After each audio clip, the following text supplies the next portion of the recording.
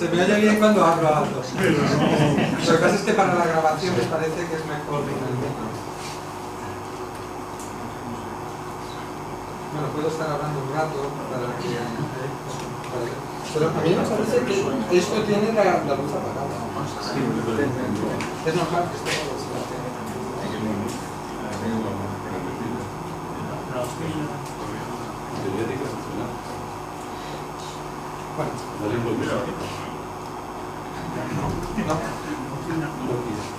Bueno, no me se oye ni mismo.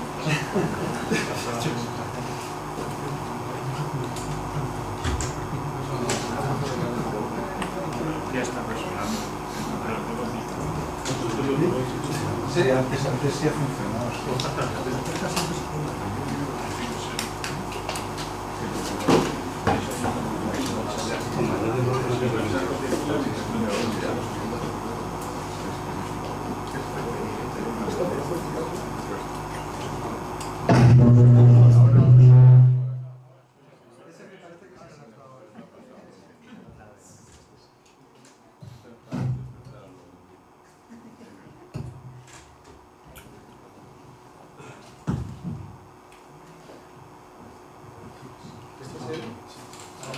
¿Sí, sí? Por lo menos hay el ruido.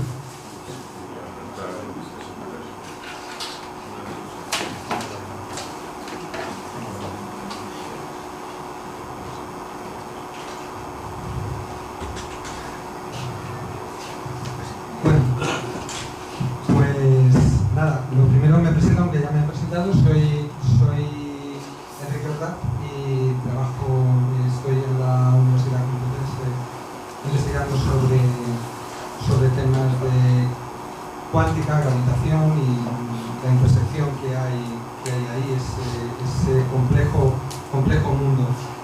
El bosón de Higgs, aunque no es mi especialidad, pero bueno, creo que os podré dar una charla interesante sobre él.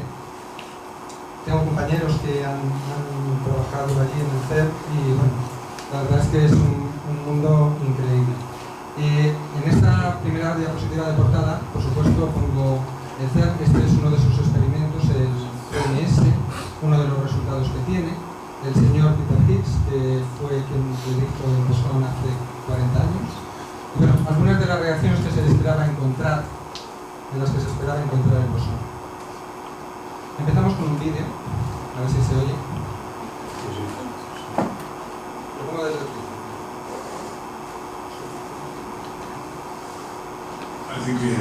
Creo que la tenemos. En nuestras palabras, el director del CERN afirmaba este miércoles el descubrimiento de una nueva partícula subatómica que podría ser con un 99% de fiabilidad el bosón de Higgs, la llamada partícula de Dios.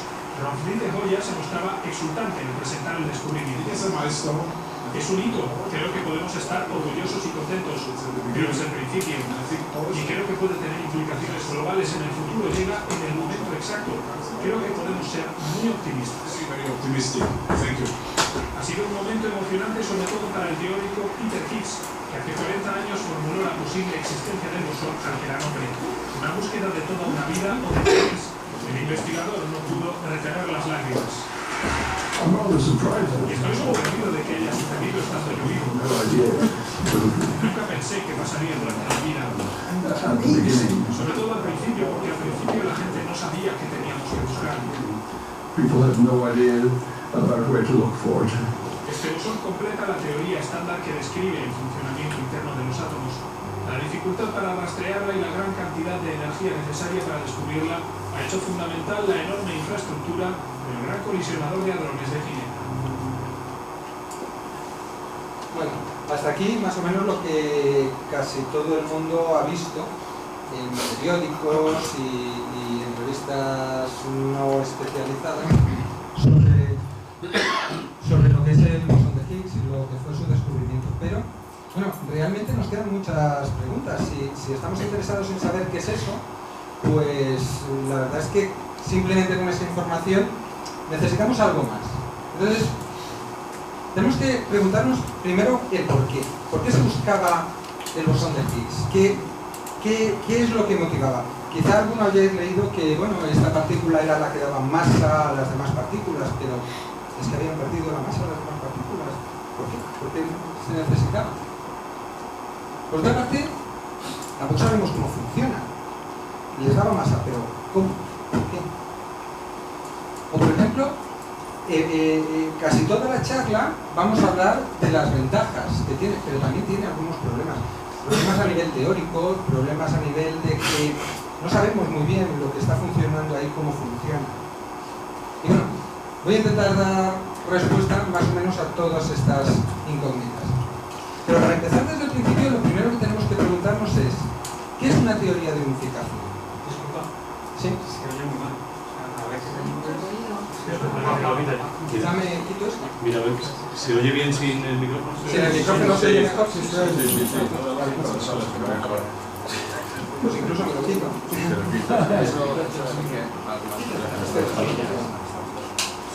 Ahora que perfeccionamos. Ahora que perfecto. Bueno, vamos a ver qué es una teoría de unificación. Eso es algo muy simple, probablemente cualquiera tiene una idea de lo que es esto. Supongamos que nosotros tenemos una teoría es un conjunto de ecuaciones que están relacionadas, que explican algo. Esa teoría se enmarca dentro de un contexto. Si tenemos una segunda teoría que tiene otro contexto distinto, por ejemplo, cuando hablo de contexto hablo de rango de velocidades, de energías, de tamaño. Si estas dos teorías, cada una sirve para una velocidad, un tamaño, una energía distintas, una teoría de unificación, que muchas veces la llamaremos teoría unificada o general o universal, pues lo que hace es describir ambas teorías con unas ecuaciones que son comunes para ambas, pero dentro de un contexto general. De tal manera que cuando nosotros ese contexto general lo particularizamos a uno o a otro contexto, nos salgan las ecuaciones de cada una de esas teorías. Esto parece muy abstracto. Vamos a ver algún ejemplo. Este es el señor Newton. Newton, en 1687, hace casi 350 años, enunció una ley que llamó Ley de Gravitación Universal. La enunció en un libro que probablemente es, sin ninguna duda, el libro más importante que ha habido, más trascendente que ha habido en la física, uno de los más trascendentes que ha habido de todos los tiempos, que es el famoso Principia Mathematica. Él lo llamó Ley de Gravitación Universal, pero ¿por qué lo llama universal? No tiene nada que ver con el universo, tenía que ver con otro concepto. Newton estaba estudiando a este personaje, que es Johannes Kepler, que había dicho, bueno, primero que el modelo correcto del universo, que para entonces era lo que hoy llamamos sistema solar, pues era el modelo heliocéntrico, pero además las órbitas eran elípticas. Por otra parte, estaba estudiando a Galileo. Galileo se había planteado un problema que hasta entonces no había tenido respuesta, y es el movimiento balístico. Es decir, si yo me coloco en un sitio y lanzo un objeto, ¿qué trayectoria sigue? Para la gente que en las guerras o los artilleros y tal, eso era muy importante para saber dónde podía caer el objeto, el bus que lanzaba. Galileo, después de muchas observaciones y experimentos, se dio cuenta de que la trayectoria que seguía era una parábola. Newton estaba dándole vueltas a esas dos ideas, como cosas distintas. En un principio él no le veía relación. Él se planteó, ¿qué ocurriría si yo me subiera a una montaña y lanzara una piedra? Pues claro, la piedra terminaría cayendo haciendo esa parábola. Pero ¿y si la lanzara tan fuerte que llegara a superar lo que es la ladera de la montaña? La montaña debería tener una determinada curvatura en su ladera para que eso pudiera ocurrir. Y dándole vueltas a eso, pensó, ¿y si yo lo que quisiera es superar no ya la montaña, sino la propia Tierra? Es decir, la propia curvatura. Porque la Tierra, en su curvatura, es una esfera. Si yo lo que lanzo es un objeto y ese objeto va a caer como una parábola, tendría que poder superarla. Este grabado, por cierto, es del propio libro de los Principia y viene a describir lo que ocurriría si yo lanzara, en efecto, esa piedra con una fuerza tal que llegara a superar la propia gravedad terrestre. Lo que ocurriría es que ese objeto intentaría caer todo el tiempo sin llegar a caer, porque la curvatura de la Tierra se lo impediría. Y se dio cuenta, entonces, de algo asombroso. Y es que la razón por la que caen las cosas aquí en la Tierra, y por ejemplo, si paseas por debajo, esto es un ejemplo totalmente falso, pero me resultaba muy gracioso. Nunca Newton, bueno, supongo que alguna vez le caería una manzana en la cabeza, pero no fue la razón por la cual se le ocurrió. Pero la razón por la que caen las cosas, y si pasas debajo de un manzano te puede caer una manzana, era la misma razón por la cual la Luna estaba dando vueltas alrededor de la Tierra. Eso, en aquella época, el mundo de lo terrenal y el mundo de lo que está más allá de la Tierra, más allá de lo que es nuestro espacio, nuestro entorno, la Luna, los planetas, el Sol, era algo que estaba totalmente diferenciado, no existía relación. Sin embargo, Newton encontró una relación. Por eso lo llamó universal, porque universal para él quería decir que eran unas ecuaciones que funcionaban tanto en la Tierra como en el cielo, más allá de lo que es nuestro entorno. Posteriormente, este señor, Albert Einstein, en 1915, intentando generalizar una teoría que había hecho antes, en 1905, que se le llamaba relatividad, y que a raíz de querer generalizar la llamó relatividad especial, pues construye la relatividad general, y en ella se da cuenta de que cuando mezcla mecánica con geometría del espacio-tiempo, lo que obtiene es una teoría de la gravedad, y que generaliza la teoría de Newton. Es decir, lo que hemos visto es lo siguiente. Teníamos la caída de los cuerpos de la que hablaba Galileo, las órbitas planetarias de las que hablaba Kepler. Pues bien, ambas son unificadas por la ley de gravitación universal.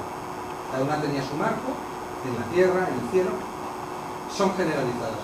Por otra parte, Newton también construyó una mecánica, y junto con unos experimentos que no llegaban a cuadrar con esa mecánica, Einstein construye una relatividad que posteriormente daría en llamar relatividad especial, porque la generaliza y realmente lo que hace es englobarla con la ley de gravitación. Esto es una auténtica forma de ver lo que es la unificación, las teorías unificadas, es ir englobando teorías. Voy a poner un segundo ejemplo porque este nos va a servir de base para lo que vamos a explicar a continuación, y es el electromagnetismo. El electromagnetismo fue desarrollado aproximadamente por entre 15 y 20 científicos del siglo XIX. Uno de los primeros es Ørsted, pero también están Ampère o Faraday, que son de los más importantes. Ørsted, por cierto, fue el primero en decir que existía una relación entre la electricidad y el magnetismo.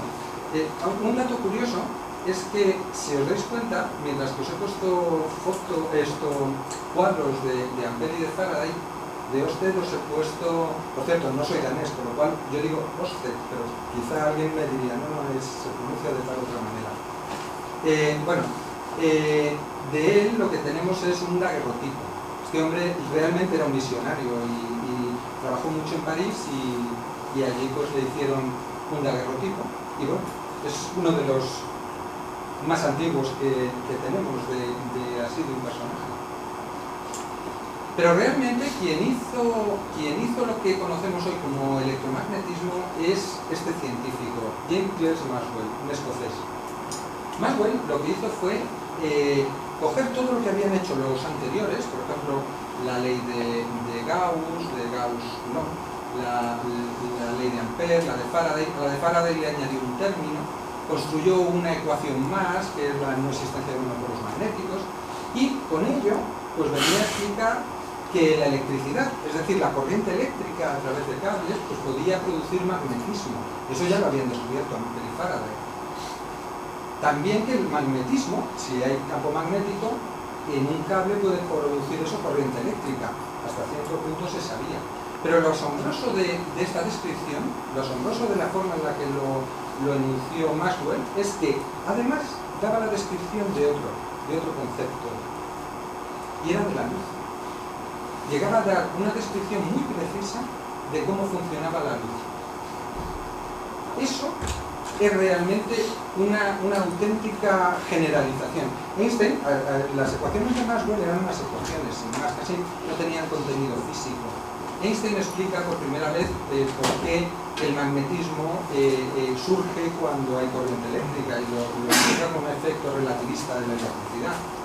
O por ejemplo, también explica el efecto fotoeléctrico, que también en 1905, que también tendrá mucha importancia, y lo explica como que los electrones en un metal pues, pueden absorber partículas, en este caso fotones, y así aumentar su energía. Ese concepto es clave. Se ha utilizado más adelante por Bohr para describir su átomo. En el átomo los electrones pueden absorber o emitir fotones.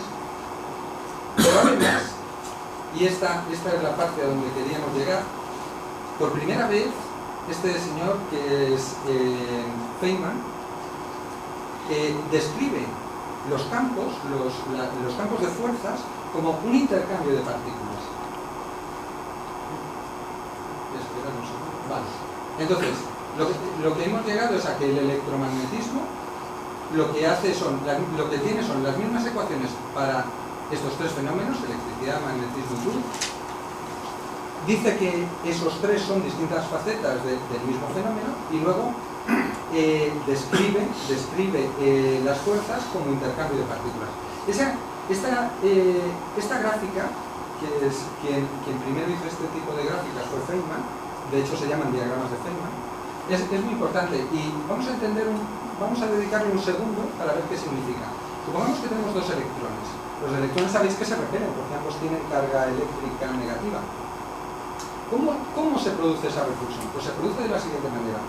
En un momento dado, un electrón emite un fotón. Esto es como si fuera un cazador que va con su rifle, y su rifle es un rifle potente y tiene mucho retroceso. En un momento dado dispara, por el retroceso del rifle, él se va para atrás, que es lo que acaba de ocurrir aquí. En el momento de disparar, él cambia de sentido. De la misma manera, la bala que ha lanzado, que en este caso sería el fotón, impacta contra el objeto, el ciervo o lo que sea. Y ese objeto, al ser impactado, también cambia su trayectoria. Eso sería más o menos la explicación de este diagrama. Este tipo de diagramas los vamos a ver constantemente cuando trabajamos con física de partículas. Bueno, vamos a ver qué se sabía más o menos hasta el año 76, pero qué se sabía experimentalmente. Esto es lo que se llama modelo estándar. El modelo estándar decía que había una serie de partículas, los quarks, los leptones, todos estos se les llamaba fermiones y constituían la materia, y luego había unas fuerzas que estaban constituidas por unas partículas que llamaban bosones. Lo que pasa es que, bueno, materia, fermiones o bosones, fuerza, parece un poco raro. Vamos a explicar qué significa eso. La materia está formada por fermiones. Los fermiones tienen la característica de que no pueden estar todos en el mismo estado, son como las piezas de Lego. Si tú pones un segundo fermión, tienes que ponerlo al lado como mucho, pero no puedes superponerlos. De esa manera, si vamos añadiendo fermiones, pues poco a poco vamos creando como un volumen. Esto es una imagen, porque realmente los fermiones, los electrones, se van constituyendo en los átomos, y los átomos ya en sí mismos no tienen que ver con fermiones o no. Pero más o menos es una idea muy buena para entender que un fermión lo que hace es crear como una especie de volumen. Nos da el concepto de extensión. Por otro lado, los bosones. Los bosones son casi lo opuesto, porque nos permiten apilar cosas. Es decir, yo puedo tener muchos bosones en el mismo estado. ¿Qué ocurre? Pues que si yo voy apilando bosones en el mismo estado, lo que hago es aumentar la intensidad, pero en un mismo volumen. No tengo que ampliar el volumen. Y eso nos da una buena idea para entender lo que es energía. El concepto de energía viene precisamente de esa capacidad de apilar. Puedes tener en el mismo espacio mucha energía o poca energía. No necesitas mucho más espacio. Por ejemplo, el láser. El láser son bosones, son fotones, partículas de luz, que en sí son bosones, que están todas en la misma frecuencia y en el mismo lugar, y están concentrando su energía, y de esa manera pues pueden quemar tejidos cuando ya hacen una operación con láser o demás. Bueno, hay otro concepto extraño. Aquí encontramos partículas que no tienen masa. Concretamente hay dos. que son los fotones y los gluones. Luego más adelante explicaremos qué es cada cosa y tal, pero bueno, para terminar con lo que es así más o menos general. Las partículas sin masa son estas dos. También se ha especulado mucho sobre si tenían masa o no los neutrinos. Los neutrinos, bueno, es un tema que nos llevaría a otra hora más explicar el por qué se considera que tienen masa, aunque sus masas son un poco especiales. Pero bueno, vamos a centrarnos en las partículas que realmente sabemos que no tienen masa, que son los fotones y los gluones. Cuando yo tengo una partícula que tiene masa, que está quieta o que se mueve muy despacio, yo puedo coger y pesarla. Entonces, pues sé la masa que tiene, en reposo, prácticamente en reposo. Sin embargo, si esa partícula se empieza a mover cada vez más rápidamente, esa masa va aumentando. Lo he representado aquí haciendo que la partícula sea más grande. Bueno, el hecho de que sea así como un poco helicoidal, en vez de ser más grande simplemente es porque también representa la famosa contracción de Lorentz. Pero bueno, básicamente lo importante es que cada vez van teniendo más masa si cada vez aumento su velocidad. Hay un límite que sería la velocidad de la luz. Si yo una partícula sin masa intento alcanzar la velocidad de la luz, esa masa se me dispara hacia el infinito. Y claro, para acelerarla necesitaría una energía infinita, con lo cual no hay manera de llegar. ¿Cómo puedo llegar hasta la velocidad de la luz? Pues quitándole la masa a las partículas. Una partícula sin masa sí puede viajar a esa velocidad máxima. Lo he representado aquí con esa partícula que está transparente. ¿De acuerdo? Bien. Es decir, cuando la partícula no tiene masa, su velocidad es la de la luz. Y cuando la velocidad es la de la luz, recíprocamente la partícula no tiene masa. Sin embargo, cuando la tenga masa, nunca podrá alcanzar la velocidad de la luz. Siempre será inferior y viceversa. ¿De acuerdo? Bueno, vamos a ver el mecanismo de Higgs.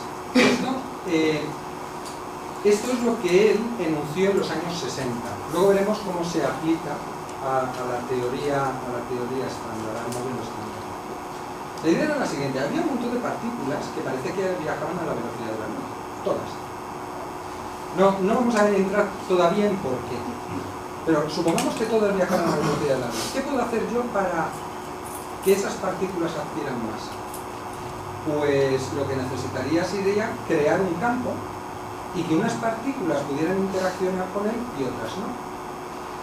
Entonces, las partículas que interaccionan viajan más despacio porque se ven frenadas por el campo, mientras que las que no son frenadas, como la C y la D, pues siguen viajando a la velocidad de la luz y se considera que no tienen masa. Esta es la idea, básicamente. Lo que pasa es que, bueno, esto es una representación. Realmente la teoría es una teoría matemática bastante sólida. Bueno, ¿cómo se puede entender esto un poco desde un punto de vista más llano? El campo de Higgs es como si fuera una reunión de gente. Esto no, por cierto, no os equivoquéis, luego veremos lo que son los bosones. Esto no son bosones de Higgs, son campos.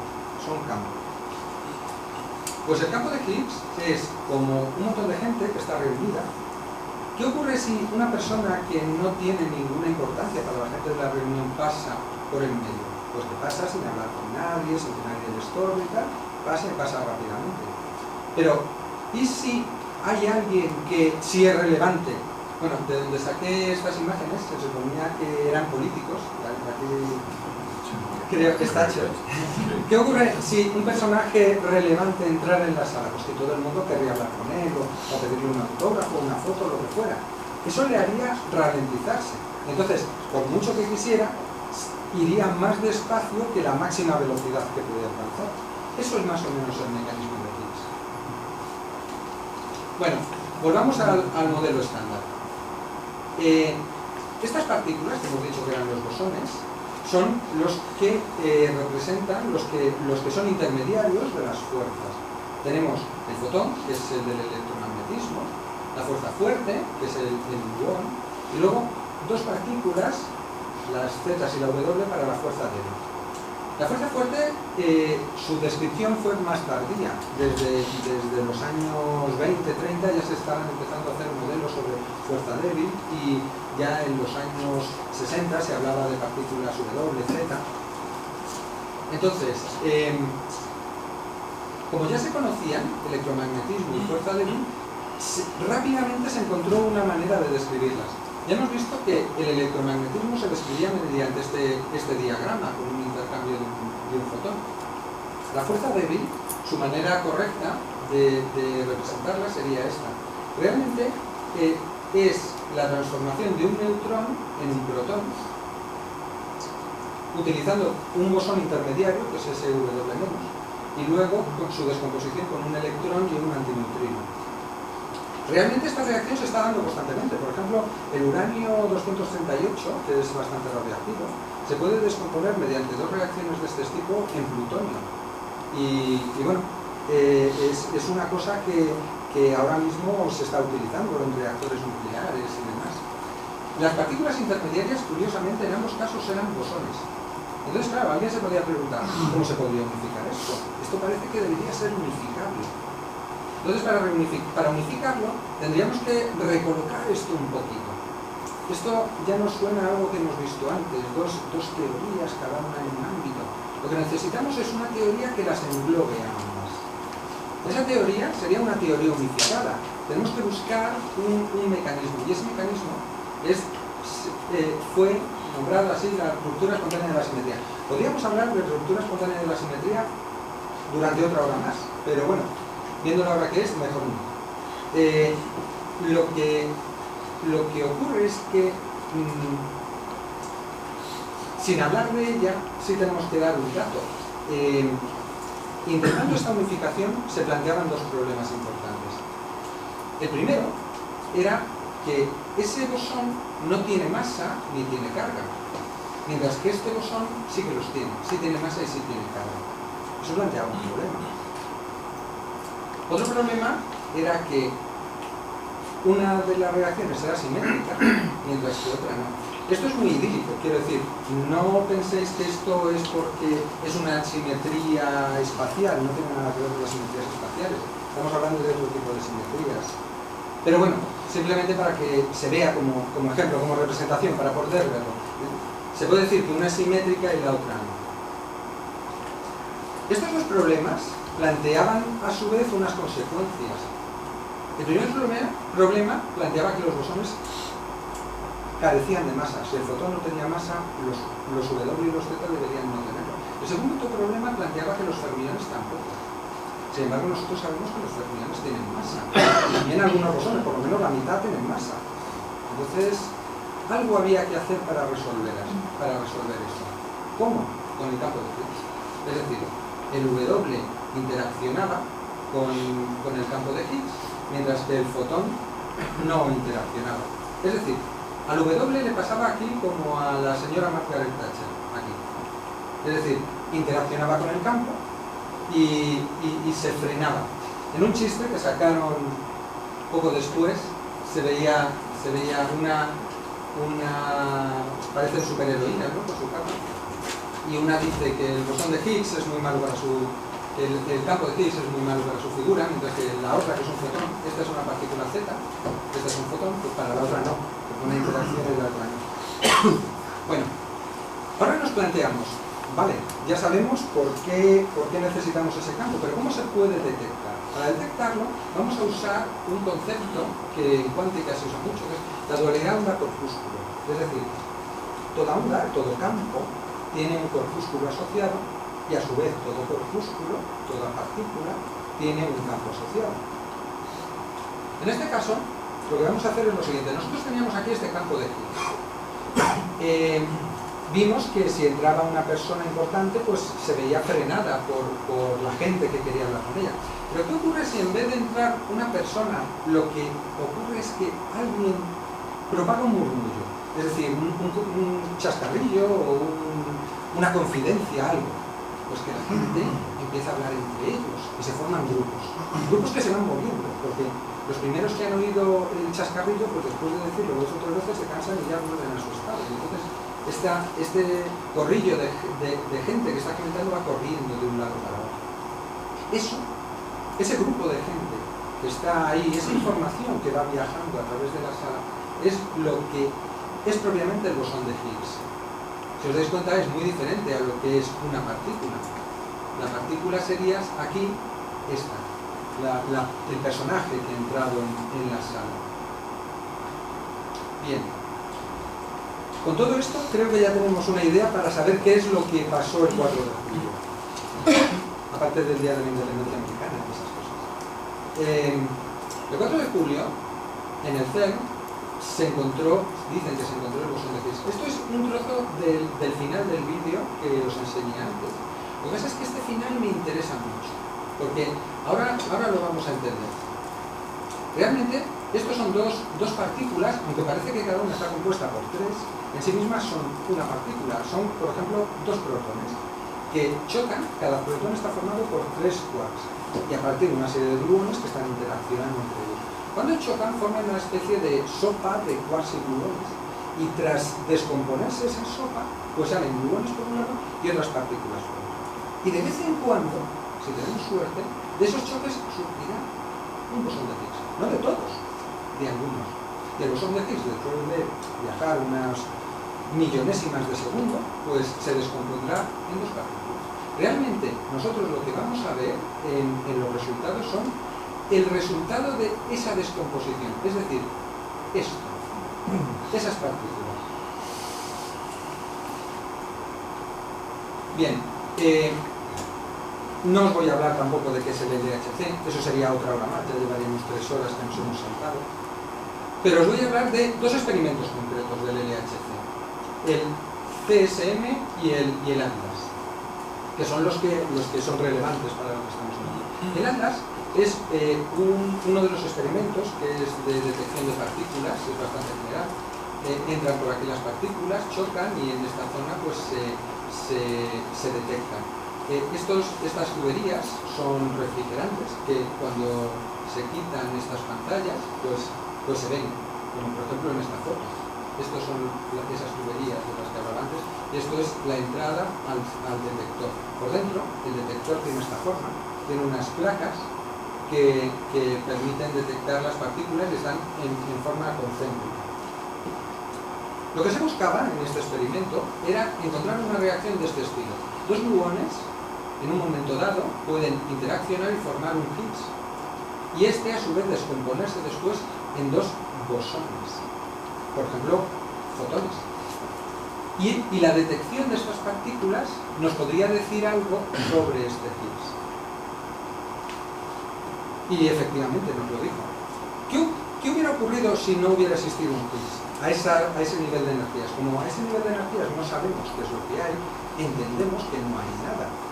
Y entonces la curva de detección de partículas, de eventos, en función de la energía, pues tendría que ser una exponencial decreciente. Ahora bien, si se genera alguna partícula, tiene que haber un pico, porque eso quiere decir que en determinado rango hay una partícula que se ha descompuesto, y eso produce un incremento en el número de picos, como es este caso. Y eso se produce para aproximadamente 126 gigaelectronvoltios, que es la medida de energía. Concretamente, esto fue la detección de la descomposición del Higgs en fotones. Luego veremos las implicaciones de esto, las conclusiones. Vamos al otro experimento, el CMS. El CMS tiene esta estructura también de capas concéntricas. Visto desde fuera, tenía esta forma. Por aquí entraban los haces de partículas. Por dentro el detector recuerda un poco a los paneles solares para la detección de las partículas, pero realmente son capas concéntricas que en función de la partícula que queramos detectar, pues se miden en un lugar o en otro. Por ejemplo, los muones, que tienen un largo recorrido, pues es detectado más externamente, mientras que los electrones se detectan en las primeras capas. Este es uno de los resultados de los primeros que hubo, esto es como del año 2009 o por ahí, y que se convirtió casi en el logo del CERN. Este está tomado precisamente en el CMS. Y lo que se pretendía era encontrar algo de este estilo. Es decir, gluones, por ejemplo, o determinadas partículas podrían dar un Higgs y descomponerse en partículas Z. Y estas partículas Z a su vez se descomponen. El resultado de encontrar partículas Z o partículas Z con otras cosas es lo que medía este experimento. Realmente los resultados fueron los puntitos negros que tenemos aquí. Las rayas en azul, en verde y esta en transparente son modelos matemáticos. Modelos matemáticos en los que se supone que ¿qué ocurriría si los haces se descompusieran en partículas Z y partículas E y otro tipo de partículas? O dos partículas Z o partículas Z y fotones, pues tendrían esta forma las gráficas correspondientes. Pero, ¿y si existiera una partícula de masa en torno a 126 gigaelectronvoltios? Pues precisamente se tendría que producir un pico aquí, pico que se encontró. La consecuencia de todo esto, las conclusiones, serían, primero, en torno a los 126 gigaelectronvoltios existe un bosón. Por el tipo de descomposición que hemos visto, tiene que ser un bosón y existe algo. Ese bosón se puede descomponer en dos fotones o en una partícula Z0 y un fotón. Y además, en nuestro modelo, en el modelo que nosotros tenemos de partículas, lo único que conocemos que puede estar ahí y tener esas descomposiciones es el bosón de Higgs. La conclusión es que habían encontrado el bosón de Higgs. Pero realmente no se encontró el bosón de Higgs. Es decir, era el bosón de Higgs. Existen algunos peros. Hay mucha gente, pese a que se diga por todos los medios que se ha encontrado, realmente es probable que se haya encontrado. Pero lo primero que tendríamos que preguntarnos es, puede que sea otra partícula, puede que no sea el bosón de Higgs. El bosón de Higgs, para saber qué es él, tendríamos que comprobar que efectivamente es la partícula que da masa al resto de partículas. Y eso no se ha comprobado. Entonces, hasta cierto punto, no sabemos qué es el bosón de Higgs. Tiene toda la pinta, pero faltan detalles ahí. Existe un segundo pero. Si os dais cuenta, la masa de las partículas pues tiene una serie de propiedades que da, no sé, por ejemplo, la gravitación es una propiedad intrínseca a las cosas que tienen masa. Sin embargo, la masa del Higgs pues es distinta. No estamos hablando de una partícula que es frenada por, sino que es simplemente una especie de concentración de campo de Higgs. Entonces, ¿eso es masa? ¿O estamos hablando de otra cosa? ¿Cómo se comporta esa masa, entre comillas, ante lo demás? Aquí, por ejemplo, tenemos la diferencia entre una partícula, que esta sí es una partícula con masa, y esto, que realmente no se sabe cómo se comporta esa masa. Un tercer pero sería el siguiente. Nosotros, cuando hablamos de fuerzas, siempre hablamos de objetos que crean la fuerza. Por ejemplo, lo más típico, el electromagnetismo. Nosotros tenemos un electrón, un protón, algo genera ese campo. No existe porque sí. Sin embargo, en el caso del Higgs, pues no sabemos qué es lo que lo produce. Parece que es algo que está ahí un poco, está en todas partes. Y bueno, eso de que está en todas partes resulta un poco extraño.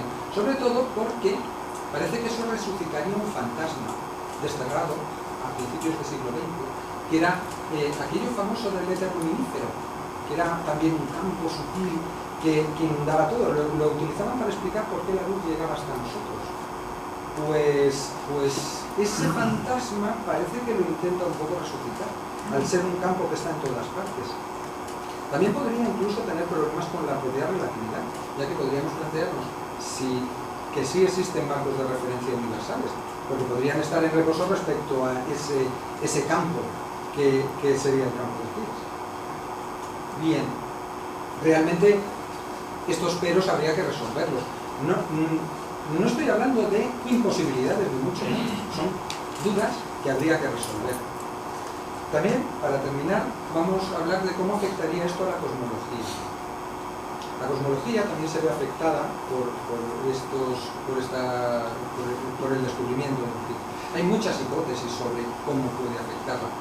Aún no se sabe, pero las posibilidades pueden ser, por ejemplo, Nosotros sabemos que el universo en el que estamos tiene una expansión acelerada, y cuando en cosmología se habla de expansión acelerada, estamos hablando de que hay una ecuación de estado para esa energía oscura que tiene una determinada forma. La presión,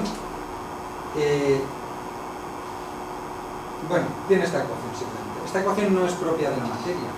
¿Podría ser propia de esa materia de la que está hecho el Higgs? Pues podría serlo.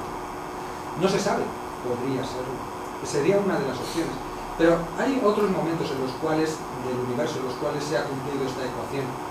Y es, por ejemplo, en el universo primitivo, pues se cree que hubo una fase de inflación, que es la que ha creado las perturbaciones que nosotros vemos. Pero el universo no es absolutamente homogéneo, precisamente porque hubo esa inflación, y para que hubiera esa inflación se debió cumplir en esos instantes primeros esa ecuación. ¿Tuvo algo que ver el Higgs? Pues quizá. Depende. Otra implicación. Cuando se habla de materia oscura, una de las posibilidades, una más de las posibilidades, son lo que se llaman los winds, que son las partículas que tienen masa pero que interaccionan muy débilmente, o que interaccionan con la fuerza débil, no con la fuerza fuerte. Entonces, por ejemplo, ahí tenemos al Higgs, y por ejemplo tenemos los neutralinos. Los neutralinos se cree que puede ser también consecuencia de la descomposición de los Higgs. Realmente todo esto es un mundo y vamos a tener que seguir avanzando, pero hemos llegado hasta aquí. Esta es una frase que dijo Newton después de que ya era muy mayor, porque en principio era como una persona bastante soberbia y tal, con todo lo que había hecho. Luego más adelante se dio cuenta de que bueno, él había sido una pieza más. Y bueno, aquí somos también una pieza más. Hay un montón de científicos, se me olvidan figuras importantísimas, estoy poniendo solo los que he nombrado aquí en algún momento. Tenemos a Maxwell, Einstein, Faraday, detrás, Bohr, Feynman, pero sobre todo se nos olvida uno, que es este personaje. Quizá no lo reconozcáis en un primer momento, pero con 40 años más, quizás sí. Es el señor Peter Higgs. Este es el artífice de esta teoría. Y gracias a él, bueno, he llegado hasta aquí. No es el único, fue una teoría, fueron varios los que la desarrollaron, pero él probablemente es su mayor exponente. Muchas gracias.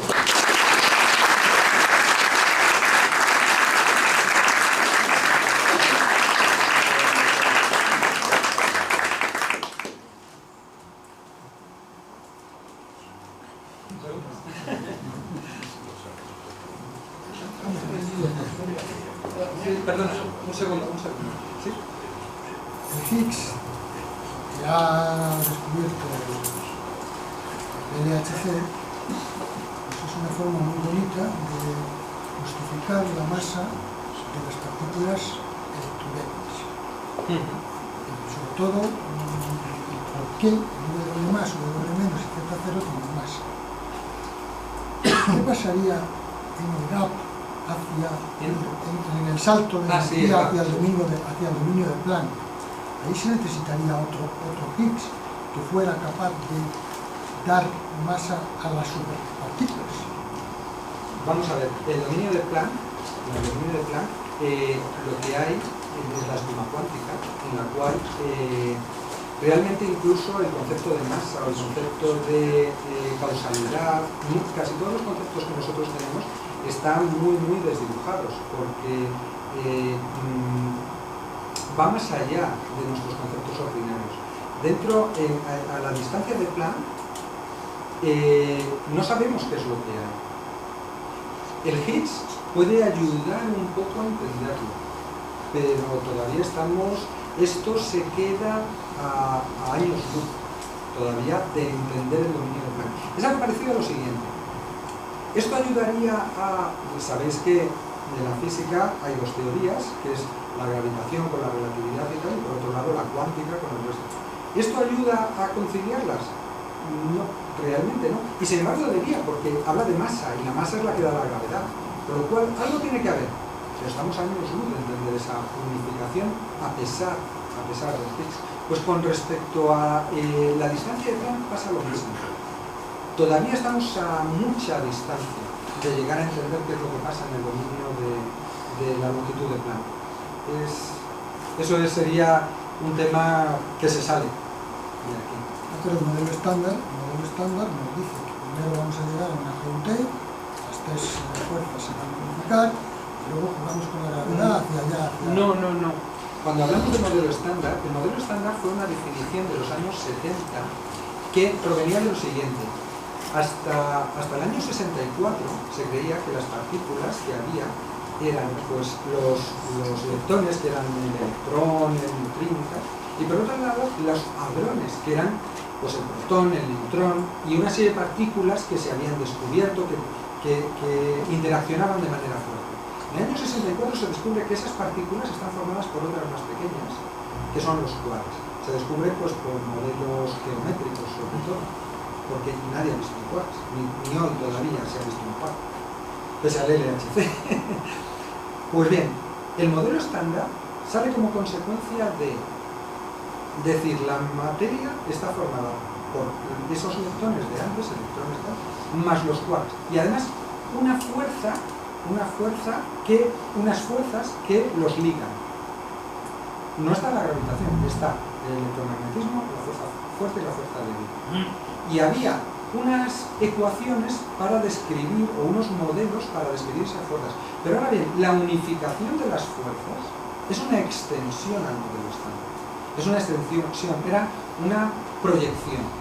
De hecho, hasta el 2000 y pico, 2001 o 2003 o algo así, no le dieron el Nobel a aquellos que hablaron de ruptura espontánea de la simetría, que es lo primero que hablé para la unificación, ni siquiera de Higgs. Estaba hablando de ruptura espontánea de la simetría, del año 2001 o 2003 o algo así.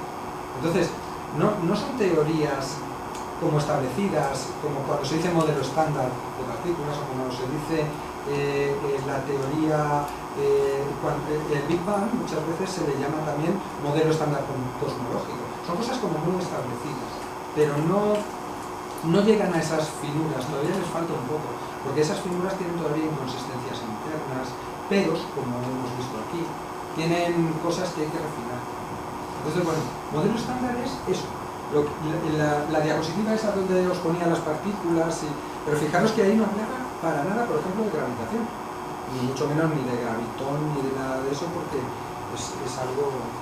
No, pero quedándonos en esa ruptura espontánea de supersimetría, de las tres fuerzas se separarían. Sí. En ese sitio, a esas energías, se necesitaría un Higgs supermasivo, superenergético, para entender la masa de las posibles superpartículas en ese... Bien. La ruptura, una cosa, la ruptura es ruptura espontánea de simetría. Cuando se habla de supersimetría es una cosa distinta. El concepto de super viene de, vamos a ver, cuando se habla de simetría en física, se habla de simetrías Lorentz, simetrías Gates y demás. Existe una simetría que es superior a estas, en tanto a que era simetría entre bosones y fermiones, que hemos visto. A ese concepto de simetría se le dio el adjetivo, el prefijo de supersimetría. Pero es una cosa que va más allá. Cuando se trató la supersimetría se descubrió que existían modelos supersimétricos, etc. Bueno, todavía no sabemos qué da masa a todas las partículas. Por ejemplo, no se sabe claramente cuántos Higgs hay. Se sabe que probablemente haya dos. Ahí va. Probablemente haya dos. Pero incluso hay teorías que hablan de un Higgs por cada partícula. Es decir, habría un campo de Higgs para los electrones, un campo de Higgs para los neutrinos. Hay teorías de todo tipo. Hay un modelo estándar, que es el modelo estándar supersimétrico, que plantea todas estas cuestiones. Pero bueno, estamos igualmente años luz de saberlo. ¿Se ha descubierto el Higgs o un Higgs? Todavía no sabemos. En principio, el Higgs lo que preveía cuatro tipos diferentes. Y uno de los aquí, precisamente, tenía masa cero, que es lo más misterioso de todo. Sí, sí. Ya. Yo creo que sobre lo que tú estás expresado, para mí el bosón de Higgs es una gravedad fina. ya hoy no hay bosones de Higgs, porque si no, la teoría de la creación constante de materia, la contrapuesta al modelo Big Bang, tendría validez, y la experiencia ha demostrado que no, eso no existe. No existe creación continua de materia. Por eso no hay bosón de Higgs en este momento. Los bosones de Higgs no duraron más que pocos milisegundos después del comienzo del universo. Sí, Esa es la razón por la cual ha habido que gastar un pastón tremendo para hacer lo de Ginebra. Sí. Si no, si hubiera bosones actualmente, pues no habría más que hacer ir a por ellos. Ya. Vamos a ver, Sí. un detalle. La multifamilia Higgs. ¿Puedes explicar algo de Sí, eso? bueno, vamos primero con lo de antes. La teoría de la creación continua de materia, eso se desmonta en el momento que se sabe que la energía no aumenta. Para que haya bosones o no haya bosones de Higgs, no tenemos que aumentar la energía, lo que tenemos es que concentrarla. Con lo cual, el hecho de que podamos ahora construir bosones de Higgs no quiere decir que podría en algún momento ser correcta la teoría del estado estacionario, que es el nombre correcto de esa creación de materia. La teoría del estado estacionario realmente lo que planteaba es que conforme el universo se expandía se iba creando más energía y más materia. Pero esto, el bosón de Higgs no dice que tenga que crearse más materia, dice que si yo la concentro puedo obtener una partícula, pero la cantidad de energía total sigue siendo la misma. Eso por un lado. Por otro lado, sí es cierto que el bosón de Higgs, campar libre por el universo, solo fue durante las primeras milésimas de segundo. Por eso, para la teoría de la inflación tiene cierto sentido. Sin embargo, para la teoría de la expansión acelerada del universo también. Y tiene que ver con lo siguiente. El universo no es absolutamente homogéneo. Y al no ser homogéneo, hay lugares donde se producen grandes concentraciones de energía, mucho más grandes que las que tenemos en el CERN. Entonces, en esos lugares puede producirse momentáneamente la creación de partículas de Higgs que den resultados imprevisibles. Entonces, realmente no sabemos muy bien. De todos modos, estos son pequeños retazos, ideas que ha habido algún momento en las que alguien ha dicho esto podría estar relacionado, sobre todo por el hecho de que la materia, la ecuación de estado necesaria para la expansión acelerada o para la inflación es una ecuación de estado extraña. Y lo único que sabemos que tenga esta ecuación de estado extraña, si es que hay algo, es por ejemplo Higgs. Entonces, por ahí van más los tiros. De embargo, es más probable que estuviera detrás de cosas como el neutralino o algo así. Pero bueno, eso es para más adelante. El bosón, que se supone haber descubierto, tiene spin cero. Eso es más misterioso aún todavía. Bueno, spin cero. Tiene que ver con lo siguiente. Es un bosón, por lo cual el spin tiene que ser entero. Y además, tiene que, aunque el bosón en sí tiene masa, no puede cambiar el spin de las partículas con las que interactúa. Si tú tienes spin 1 medio, al pasar a través del campo de Higgs, tienes que seguir teniendo spin 1 medio. Sin embargo, si están interaccionando contigo partículas con spin, tú estarías cambiando de spin constantemente. Y eso no ocurre. La única posibilidad es que el bosón tenga spin cero. Spin cero hay muchas partículas, bueno, muchas. Realmente spin cero hay de hecho no estoy seguro si se han detectado aparte del bosón de Higgs alguna más, pero vamos, que no es una cosa tan extraña.